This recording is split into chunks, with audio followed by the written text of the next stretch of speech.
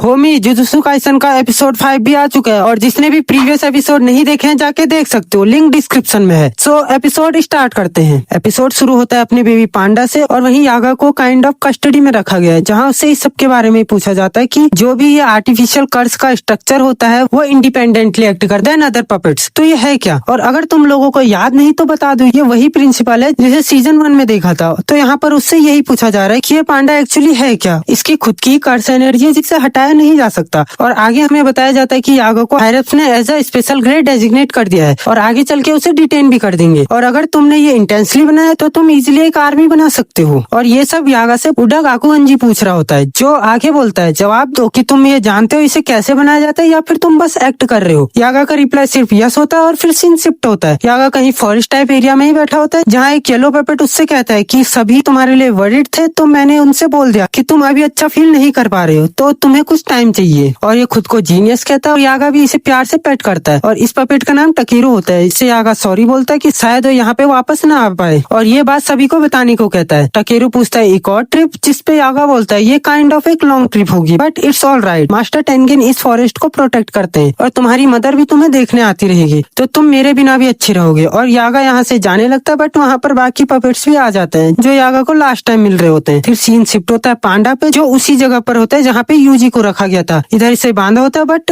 कुसाकाबे आके रोप काट देता है और बोलता है किसी को बताना नहीं ये मैंने किया है, और यागा का मेरे पे एक कर्ज था तो मैंने ये किया, और अब जाओ यहाँ से। सीन फिर से शिफ्ट होता है, हम देखते हैं यागा को जिसके पीछे टकेरू छुपा हुआ है और इनके सामने कोई तो है जो कि कुसाकाबे और उसकी बहन है। और टकेरू यागा से पूछता है वो वुमेन मेरी मदर है, तो यागा बोलता है हाँ, और वो वुमेन भी उसे पहचान लेती है और टकेरू के लिए वो व्हील चेयर से उठ जाती है। और यागा सॉरी बोलता है क्योंकि टकेरू मर चुका था बट उसकी जो एनर्जी थी वो इस पपेट के अंदर डाल दी थी। तो कुसाकाबे से सॉरी बोलता है बट कुसाकाबे जानता है कि टकेरू भी अपनी मदर के बिना नहीं रह सकता, तो वो थैंक्स करता है। तो हाँ, जो टकेरू की मदर की बात हुई थी और कुसाकाबे ने जो कर्ज वाली बात करी वो यही थी। इसके बाद सीन फिर एक बार शिफ्ट होता है जहाँ पर कोई यागा से पूछता है कि तुम अपने पपेट्स के बिना कहाँ जा रहे हो, जो कि स्ट्रीट लैम्प के ऊपर खड़ा होता है। तो यागा बोलता है मैं अपने बेटे से मिलने जा रहा हूँ, जिसपे ये बंदा बोलता है तुम्हारे पास बचने का सिर्फ एक ही तरीका है जो है मौत, तो चुपचाप हमें वो मेथड जिससे तुम उन आर्टिफिशियल पपेट्स को क्रिएट करते हो वो बता दो। तो यागा अपना फाइट के लिए तैयार होता है और बोलता है बड़ी हिम्मत है तेरे में, सातुरु के चले जाने से, है ना। यागा अपनी जैकेट फेंकता है और रेडी होता है बट तभी इधर वो बुढ़ा आता है जो गिटार बजा रहा होता है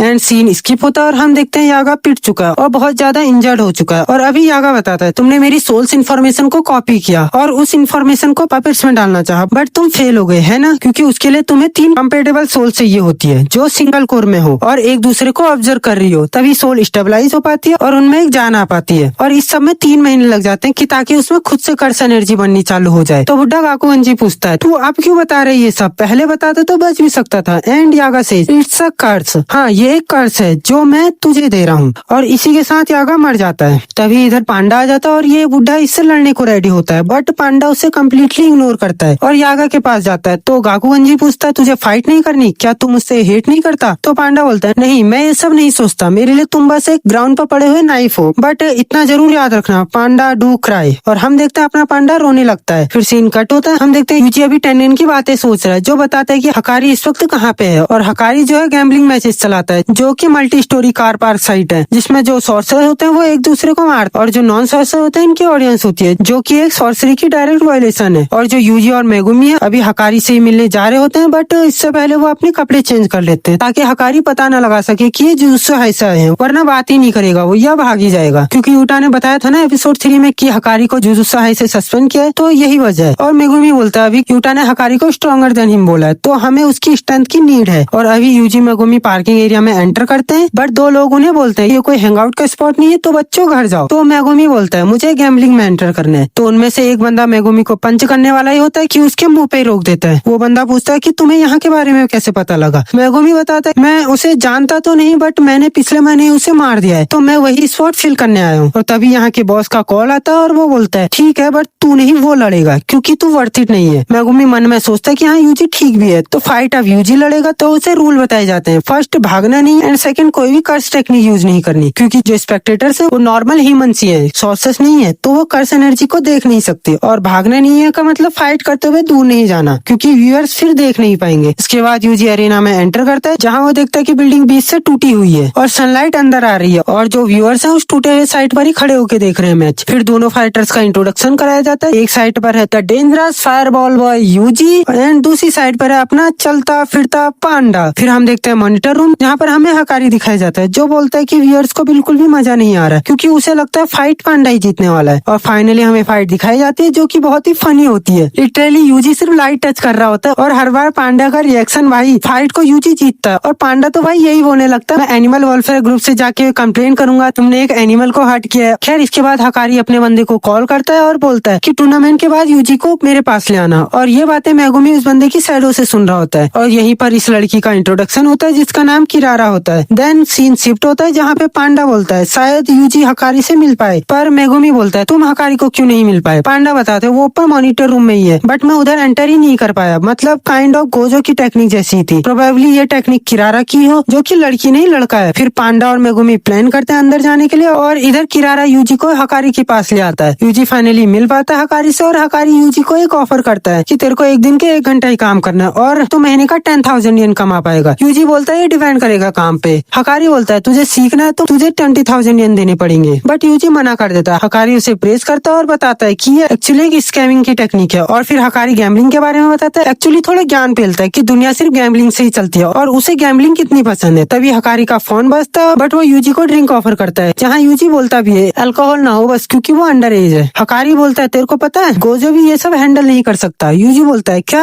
ये गोजो कौन है, और हकारी बोलता है नहीं ऐसा कोई भी सॉर्सर नहीं जो गोजो को नहीं जानता है। Why would you pretend you didn't know Gojo. Hakari अपनी बियर खत्म करता है और बोलता है you are an agent of Jujutsu High, जिसके बाद हकारी उस पर ग्लास दे मारता है। यूजी लकीली बच जाता है बट हकारी रुकता ही नहीं, वो अटैक पे अटैक करे जाता है और बोलता है किरारा का कॉल आना मतलब समथिंग इज रॉन्ग। पर तभी यूजी हकारी का कॉलर पकड़ता है और अपना सिर देके मारता है उसके सिर पे और बोलता है सुन तो ले, बट हकारी ना। इसी के साथ एपिसोड होता है एंड। तो हम यही था जुजुत्सु काइसन का एपिसोड 5 जिसमें हमें 2 नए कैरेक्टर देखने को मिले, एक तो हकारी और एक किरारा। तो तुम्हें एपिसोड कैसा लगा अपने थॉट्स कमेंट सेक्शन में शेयर करो और ये वीडियो इतनी थी। मिलते हैं नेक्स्ट वीडियो में, तब तक के लिए सायोनारा।